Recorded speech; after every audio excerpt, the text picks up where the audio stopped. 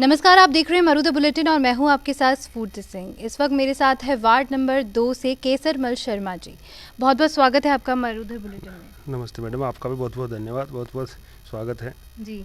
आप हमें बताइए कि आपका वार्ड नंबर के पार्षद बनने के बाद किस तरीके से आपने कार्य किया है और क्या क्या प्रगति हुई है आपके क्षेत्र में।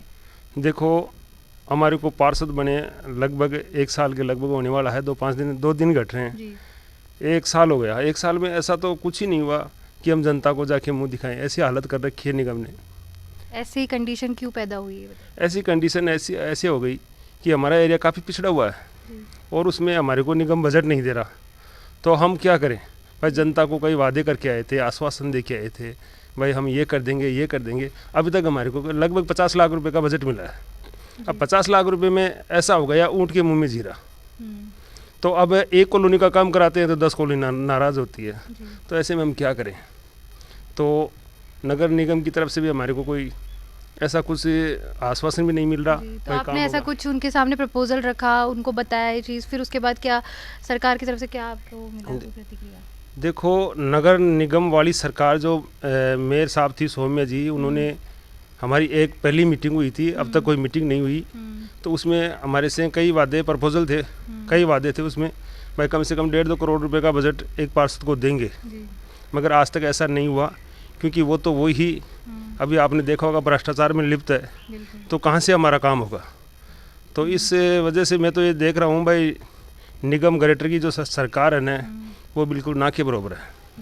तो आपके क्षेत्र में ऐसी कौन कौन सी समस्या है जो थोड़ी विकट है, बहुत ज़्यादा है, बहुत जिस पे ध्यान नहीं दिया जा रहा, जो जिनका निवारण करना बहुत ज़रूरी है? देखो, हमारे क्षेत्र के अंदर सबसे मुख्य समस्या पेयजल की है। जी। और जैसे स्वच्छ भारत अभियान के अंदर देखा जाए तो सीवर लाइन वगैरह ये होनी चाहिए थी। हमारे क्षेत्र में ना सीवर लाइन है, ना रोड है, ना पेयजल की व्यवस्था है। हम जैसे तैसे करके बोरिंग लेके आते हैं, वो भी सूखे निकलते हैं। तो वो 800 फीट तक गहरा होता है और यहाँ पे पानी लगभग है ही नहीं। तो सब बिजली की समस्या भी है क्या? बिजली की समस्या तो है ही। निगम से अभी तक पोल भी नहीं लगे। कई ऐसी, जैसे हमारा विकासशील एरिया ही है, तो इसमें ना तो पोल हैं, ना लाइटें हैं, ना फेस वायर है, कुछ भी नहीं है। यानी कि एक तरीके से निगम फेल होता दिख रहा है। तो इनका कहना है कि निगम पूरी तरह से फेल होते दिख रहा है, क्योंकि इनको सिर्फ आश्वासन दिया जाता है सरकार की तरफ से और इनकी कुछ सुनवाई नहीं होती। तो ये भी अपने हिसाब से कार्य किस तरीके से करे? सर, आप ये बताइए कि कोरोना के टाइम पे आप लोगों की तरफ से क्या आपके क्षेत्रवासियों को आपने सुविधा मुहैया कराई या क्या कार्य किया आपने उस टाइम? कोरोना काल के अंदर हमारे को वहाँ से तो कुछ सुविधा नहीं मिली। मैंने खुद मेरे वार्ड की बता रहा हूँ, 35,000 लगा के मैंने सैनिटाइज़ करवाया था। निगम से कोई ऐसी सुविधा हमारे को नहीं मिली। 35,000 रुपये मेरी जेब से दे के मैंने सैनिटाइज़ करवाया, 2-5 लड़के लगा कर। तो ऐसे हालात हैं, तो निगम से हम क्या उम्मीद कर लें? और जनता क्या कहती है इस बारे में? जनता से अगर आपने कभी बात की हो, जनता क्या कह रही है? जनता तो यही कहती है, भाई आपको 1 साल हो गया पार्षद बने, आप क्या करोगे? आपका क्या विचार है?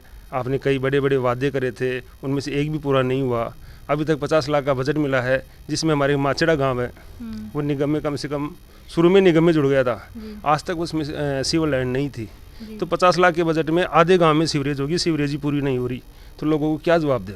और आपके क्षेत्र में सड़कों का क्या हाल है? सड़कों की मरम्मत है या? मेरे यहाँ पे क्षेत्र में 6-7 कॉलोनियाँ JD अप्रूव्ड है। तो उनमें तो लगभग सड़कें हैं। बाकी निगम से जुड़ी हुई कॉलोनियाँ, वहाँ पे एक कॉलोनी है बालाजी वार 29 मेन, उसका भी सिर्फ A ब्लॉक, उसी में रोड है, बाकी कहीं पे भी रोड नहीं है मेरे क्षेत्र में। जी। तो देखा आपने कि किस तरीके से निगम की लापरवाहियों की वजह से जो ये वार्ड नंबर 2 के पार्षद हैं, इनको भी कई कठिनाइयों का सामना करना पड़ रहा है, क्योंकि ये जनता का विश्वास खोते जा रहे हैं। ये कार्य करना चाहते हैं, लेकिन सरकार की तरफ से ऐसा कोई फंड नहीं दिया जा रहा, कोई बस आश्वासन नहीं दिए जा रहे लगातार। सर, बहुत बहुत धन्यवाद आपका हमसे बात करने के लिए।